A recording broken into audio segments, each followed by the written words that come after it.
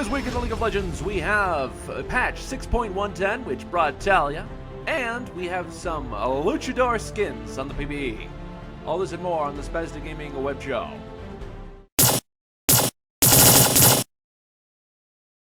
This is Water Elemental. And this is Axis, and we are here today to talk about the League of Legends. This is an ongoing show where we talk a little bit about everyone's favorite mobile-style battle game.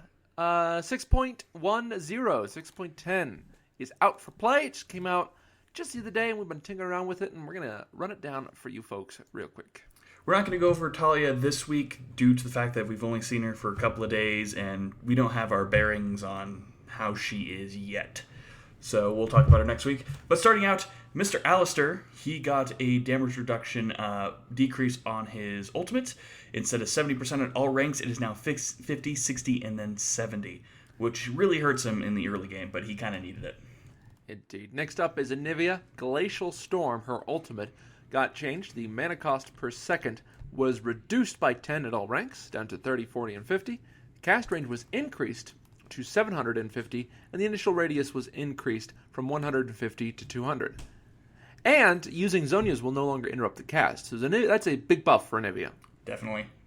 Illurian Soul, his W Celestial Expansion, the cooldown reduction slightly went up late game. It goes from 6, 5, 4, 3, 2 to 6, 5.5, 5, 4.5, and 4. So late game, he still has a little bit of a higher cooldown. Voice of Light, his ultimate, his damage has decreased at 50 at all ranks from 200, 300, 400 to 150, 250, and 350. Cassiopeia, the range on her Q, Noxious Blast, was increased to 850. The movement speed bonus now takes slightly longer to decay, and the poisoned particle effect on characters has been increased. Miasma, her W ability, the cooldown has been reduced slightly at early levels, now scaling between 18 and 14 from 22 to 14. The minimum range was changed to be 500 from 550, and the maximum range was changed to be 900 from 800. And the miasma pools no longer stop when they hit terrain. I really like this change. Definitely her Noxious Blast having the poison particle size a lot larger. The couple of times I actually played with her, it was really hard to tell who was poisoned. It just, that slight increase in the heat of battle definitely has made the difference. I don't know. I didn't have much of an issue with it, mostly because you don't have any abilities that hinge pin their cooldowns on having that poison up. It's an added perk. So readability is nice, but it wasn't ruining my life like it would have earlier. Yeah, I agreed, but I don't know, sometimes I get tunnel vision and some things just kind of leave when I'm playing. Fiddlesticks got a massive buff. Now when you stand still for 5 seconds, he'll become a scarecrow. Wait, what?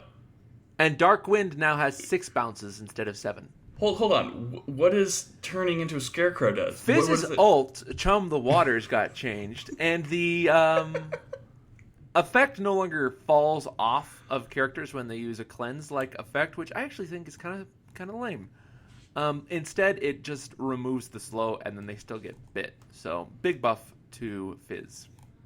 Ilway, her Harsh Lesson, the cooldown is now 4 seconds at all ranks, instead of 6, 5, 4.5, and then 4. Definitely a huge buff to probably one of her better skills. Jinx, the base attack speed on her Fishbones ability on Switcheroo was changed to be 0.625 from 0.531. However, the attack speed penalty is now 25% reduced bonus from 15. So, level 1 rockets will be quick. Later on in the game, they'll be much crappier. Yeah, I definitely noticed this last night playing Jinx. This is actually probably the gameplay that's played right now.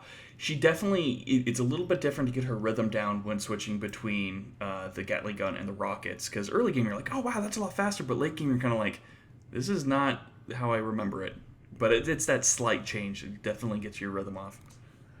Malzahar, his passive Void Shift, now has cooldown breakpoints rather than scaling throughout the game. It starts at 30. At level 6, it goes to 18. At level 11, it goes to 10. And at level 16, it goes to 6. This is better for Malz between levels 11 and 16. But almost at every other time... I'm sorry, 11 and 18. But almost at every other time, it's actually kind of worse. But now you can see the cooldown indicator on your buff bar, so that's kind of helpful. Overall, Malzahar's too strong. Whatever, no big deal. Master Yi, Meditate, the AP ratio went up to 25 ability power per second from 15. That is really, really big. Wuju Style, the true damage on hit went up at all ranks from 12, 19, 26, 33, and 40 to 14, 23, 32, 41, and 50 because Master Yi needs more true damage. Well, with Devour gone, Master Yi is actually doing a lot worse. But, I'm glad Devour's gone. Yeah, it's definitely a sacrifice. Like, Master Yi had, it's hard to negate it, but he needs that to be competitive.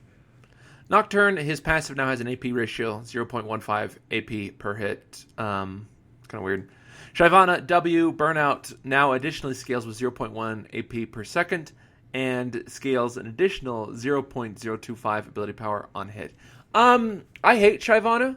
She has magic damage that scales with AP. She has the need not to use Blink and all that, so I think this is bad. I don't like Shyvana buffs.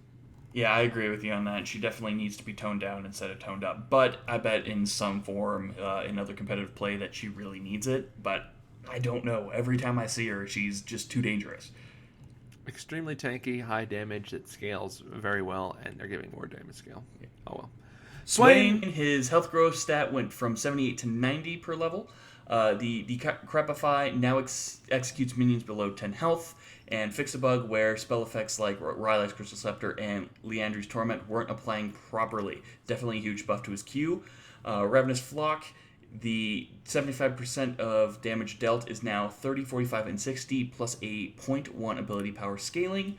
And that was for healing versus champions. Healing versus minions and monsters is now from 15 to 8, 11, 13, plus a 0.03 ability power scaling, and now prioritizes targets closest to Swain instead of picking them at random.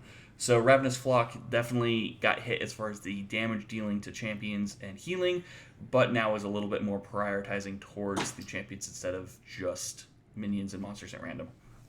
Tarek, the particle effects on his ultimate are a little bit more clarified, so that way you can see when it's going to go off. I've seen this in game; it's very helpful. It's definitely helpful. I've noticed a lot of people don't realize they're standing inside of the invulnerability, so they kind of miss the opportunity to take advantage of it. So, as a Tarek player, yay, people might understand what's going on. Trendemir, the minimum health threshold on Undying Range was changed. You no longer get 3% of your maximum health. You instead get 30, 50, and 70 based on the rank of the ult. This overall doesn't really change very much. Vel'Koz, his passive Organic Deconstruction has been buffed from 0.4 AP to 0.5 AP, and his Life Disintegration Ray has had its ratio increased from 1.0 to 1.25. Makes it a little bit more of a kill ability, especially since you're immobilized for the duration. You mean a killability? Killability? I don't know what killability is. Vladimir's transfusion got changed, so that way the particle rush delay will now show up just before the ability comes off cooldown. Tides of Blood will no longer prematurely cancel Sanguine Pool. And Hemoplague now has a healing ratio that instead of 50% of the damage dealt, it is 150 to 350 plus 0.7 AP, and it is increased by 50% for each additional champion hit beyond the first. Zyra, Garden of Thorns, they can now be stepped on 1 second after spawning instead of 1.5 seconds after spawning. However, Rampant Growth, the seeds from her activated, are now 1.5 seconds of immunity. Definitely an interesting change. Definitely. Jungle respawn timers are now reduced in size on the minimap for red and blue. They were a little obnoxious on the kind of size they were. I definitely noticed that they kind of took up a good portion of the map. Indeed. Additionally, there were slight changes to Mountain Drake.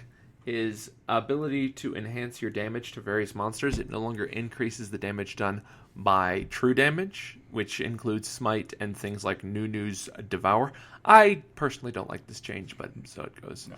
Ocean Drake got a change. It now restores 4, 8, and 12% of your missing health as mana every 8 seconds, if not damaged by a champion or tower in the last 5 seconds. Makes it a little bit more useful. I still think that this is one of the weakest dragon buffs in the game, so having it a little bit more useful is a plus. Well, the mana sustain with the new mana items I've found is very helpful. Yeah. but it's all out of combat where some of these other abilities affect actual combat. So, Indeed. Turrets now take 66% reduced true damage when the backdoor of bonus is in effect. This is great, especially to counter Master Yi and Aurelia being lame.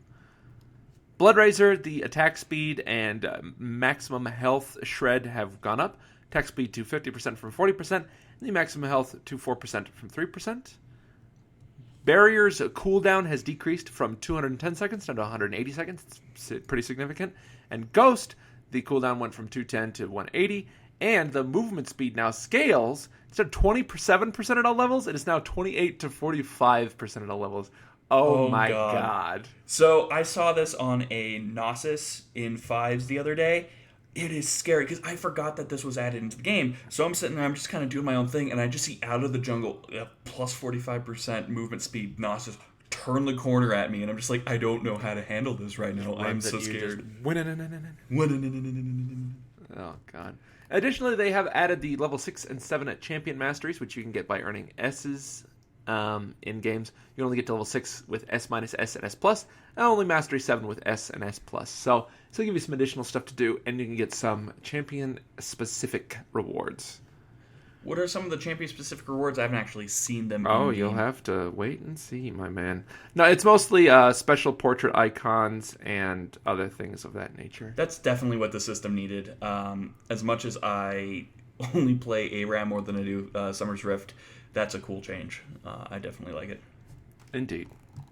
With that, we also got Freylord Talia, Super Galaxy Fizz, Super Galaxy Kindred, and Super Galaxy Shyvana to play with. But on that, pretty small patch, all things considered. Compared to last month's, or last patch where it was extremely large and it took us almost 45 minutes to run through, I'm happy with these smaller changes. Indeed. A new game mode is going to be added here soon. It is definitely not Dominion. It will be explained later on. I think it's just going to be Dominion, but in a more kind of refined, smaller to handle chunks. So we'll see. I'm not looking forward to it, but I'm not going to not play it. Indeed. But we'll have to hold out for that, guys. In the meantime, we're expecting to get some Luchador skins. They actually look pretty neat. But we'll, I don't know. What do you think about these? So I don't really like the Gnar one. It's a little too flashy. I kind of confuse him with Rengar sometimes. Just kind of like out of the corner of my eye. The Mundo skin, I will always watch anything or use anything that looks like Macho Man Randy Savage, Hulk Hogan, or the Ultimate Warrior. So that's always a plus. Oh, there you have it, folks. And Volibear is just a Volibear skin. Me. Well, Volibear's getting popular. Who knows? Yep. In other news, the mid-season invitational is over. SKT won, surprise. But Counter Logic actually was their opponent this year. So that's a plus for North American players that we went up against the best team. We lost, but we made it. We were actually there, yeah. Yeah. With that, the event is over. You can purchase the winning icon for 250 RP unless you're in that region where it will be 1 IP. Following that, there is going to be a IP boost for certain realms. If you're in Turkey, you get 200%. If you have a full 5-member team, the United States, North America, and a few others get 100% with a 5-player team. That's a bonus. So look at the chart that is going to be coming out that starts the 20th. So if you're interested in playing and getting double IP, that's a great time to do it if you have friends to play with. And that's really it for official news. Did you see the changes to the marketplace yet? Yes, I have.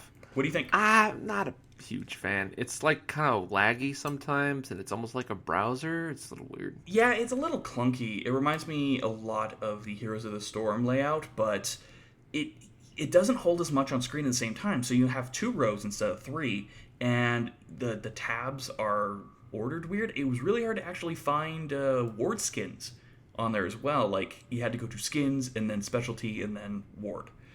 So weird. Yeah, but it needs improvement, but it looks nicer. Mm-hmm. That's what we're after, isn't it? Nice or question mark? I don't know. So I gotta go back. What is the Fiddlesticks thing? You said he turns into a scarecrow, but Caw?